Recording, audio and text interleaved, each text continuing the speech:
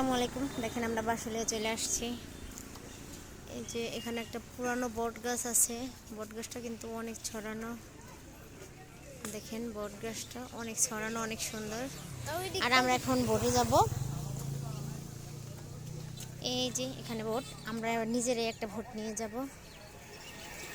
আমরা সাথে মাঝি নিব না, শুধু আমরাই যাব। বোট চালাবে আয়াতের বাবা। দেখেন নদীর মাঝখানে খুব সুন্দর একটা বোট। দেখো ফারহা, কেমন বোট ওইটা দেখো।